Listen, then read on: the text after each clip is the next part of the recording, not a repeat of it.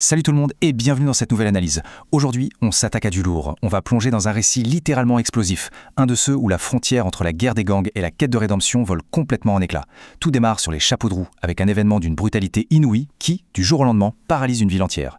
Imaginez un peu, un seul tir de sniper d'une précision absolument inhumaine vient de claquer en plein cœur des rues de Shinjuku. Boum.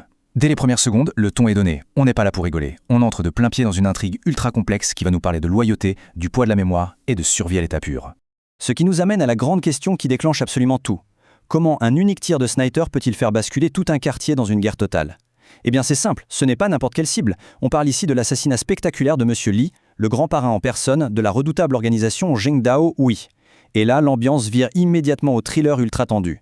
Le syndicat du crime vient d'être décapité, la tête pensante n'est plus, et la panique menace littéralement d'embraser Shinjuku. L'auteur de ce tir tragique, connu sous le nom de code Glass Heart, devient l'épicentre d'un véritable séisme urbain.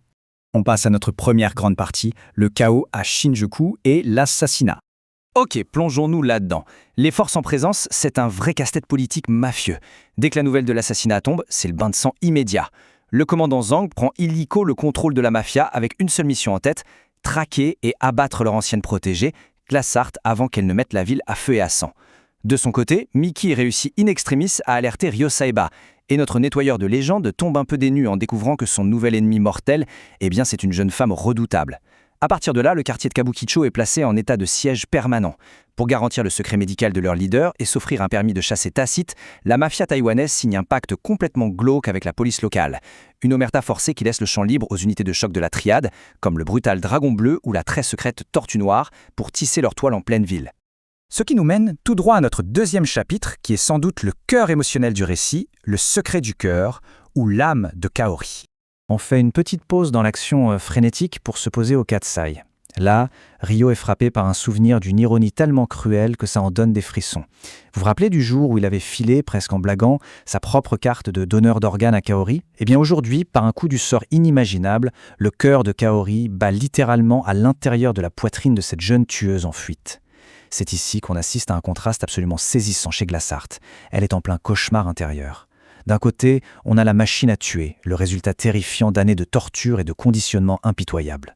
Mais de l'autre, on a l'âme de Kaori qui surgit, une chaleur humaine dingue, une envie viscérale de vivre et de protéger. La jeune fille se fait complètement submerger par des émotions humaines qui lui sont totalement inconnues et qui irradient directement de son nouveau cœur. Et tout ça, ça explose véritablement lors de la fameuse fusillade au sanctuaire de verre du Katsai. En plein milieu des tirs croisés qui visent à les anéantir, Glass Heart se retrouve face à Ryo. C'est le choc. Elle réalise, entre fascination et terreur absolue, que son cœur transplanté réagit spécifiquement au regard et à l'aura protectrice de Ryo.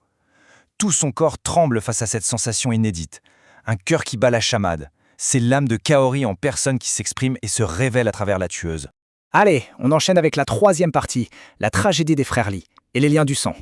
Et ce qui est vraiment intéressant ici, c'est que l'intrigue prend une ampleur folle avec l'arrivée d'un certain Lee Zhenqiang au Katsai. Dès qu'il passe la porte, des vétérans comme Umibozu captent tout de suite l'aura d'un ancien prédateur. Le type jure qu'il a raccroché les armes et qu'il cherche juste, en plein désespoir, sa fille disparue. Mais quand on remonte le fil de cette tragédie familiale, on tombe sur des révélations insoutenables. Tout remonte aux enfers des forêts d'Asie du Sud-Est, là où Ryo avait croisé la route du frère jumeau du parrain. La vérité éclate. Le grand parrain est en fait le père biologique de Glass Heart. Et le pire dans tout ça, l'organisation n'a pas volé le cœur de Kaori par pure cruauté. C'était un acte de rédemption désespéré pour tenter de sauver sa propre gamine martyrisée qu'il cherchait sans relâche depuis 13 longues années. Face à cette horreur, ce père est totalement rongé par la culpabilité. Il réalise que sa propre fille a été façonnée en monstre dans les bas-fonds de sa propre organisation et il se sent profondément indigne de l'approcher. Dans un aveu d'une noirceur absolue, il s'en remet à Ryo Saeba. Il implore littéralement le City Hunter de protéger l'héritage de Kaori et d'offrir à Glass Heart une véritable porte de sortie, une vie normale, loin des triades. Ryo se retrouve avec la mission la plus délicate et la plus intime de toute sa carrière. Mais bien sûr, le calme ne dure jamais longtemps. 4e chapitre, l'assaut sur Kabukicho par le Dragon Bleu. Là, le rythme s'accélère drastiquement. L'unité d'élite King Long, sous les ordres de l'arrogant chef Zhao, lance une incursion militaire totalement illégale en plein Shinjuku. Les rues se transforment en un vrai champ de bataille. Il déploie un arsenal monumental au nez et à la barbe d'une police japonaise complètement dépassée par les événements. Face à ce massacre imminent de civils, Ryo nous sort un coup de génie stratégique absolu. Retranché dans le club fétichiste de l'Imekura Kingdom, il déploie tout son attirail technologique. Il pirate carrément le réseau de la police, prend le contrôle des caméras et envoie un code Mokori ultra audacieux à Saeko pour exiger un secret le déploiement du SAT, l'unité d'intervention lourde. Son but magistral, isoler l'hôtel du vieux château pour en faire une arène de combat fermée et ainsi épargner les innocents. L'escalade de la violence est totale. Les mecs font des déclarations de guerre publique et n'hésitent pas à tirer dans le tas. Mais c'est exactement là que la magie de Shinjuku opère. Toute la faune marginale du quartier, des hôtesses du bar à Rafflesia au Yakuza, en passant bien sûr par l'incontournable Umibozu, décide de se rallier en masse derrière Ryo. C'est l'étincelle de la fameuse Révolution Kaori. C'est hyper fort, parce que Ryo réalise avec beaucoup d'émotion que ce sont ces parias de la nuit qui l'ont rendu si humain. Du coup, la résistance devient une affaire de quartier tout entière. On arrive à un moment charnière. 5e partie, la rédemption de Shin-Hong ou le numéro 36. Préparez-vous parce que le rebondissement est dingue.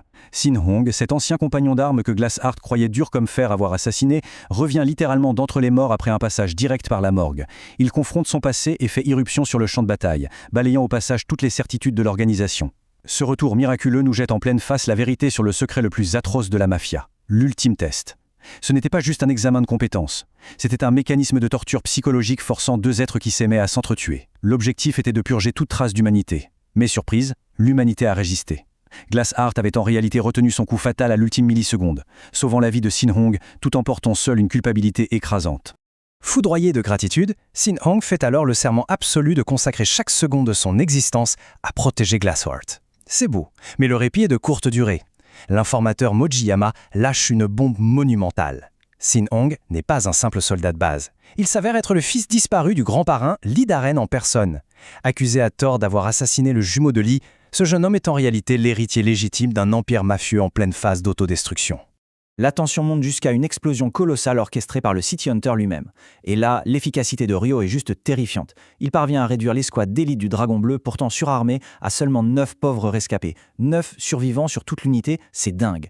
Mais cette démonstration de force colossale n'est pas gratuite. Elle intervient à la seconde cruciale pour stopper Net Shin-Hong, qui était sur le point de vriller sous la pression de la violence de son milieu. Ryo l'empêche de commettre un acte irréparable, sauvant au passage sa vie et ce qui lui reste d'âme.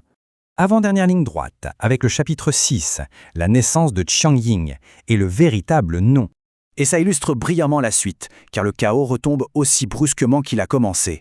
L'unité fantôme de la Tortue Noire fait une entrée glaciale pour nettoyer les restes de la rébellion du Qinglong, faisant taire définitivement les traîtres comme le commandant Zhang. Le silence envahit enfin les rues de Shinjuku, fin de la tempête. Et c'est le début d'une résolution beaucoup plus intime. Dans ce calme retrouvé, le fidèle vieux serviteur Shen dévoile enfin le véritable nom de la jeune fille. Xiangying, un nom sublime qui signifie parfum et beauté. Et vous savez le plus beau, c'est la traduction exacte du prénom Kaori. L'identité volée de l'enfant kidnappé fusionne symboliquement avec l'âme de la femme qui fait battre son cœur. La machine à tuer n'existe plus, elle laisse place à une héritière légitime, prête à grandir sous la protection bienveillante de Ryo. Pour conclure, on va se poser un instant sur cette réflexion profonde. L'empathie, la mémoire collective des marginaux de Shinjuku et le cœur d'une femme profondément aimante ont réussi l'impossible, faire face et triompher d'une vraie guerre mafieuse urbaine. Xiangying n'est définitivement plus une arme. Elle a reçu l'ordre le plus important qui soit, vivre.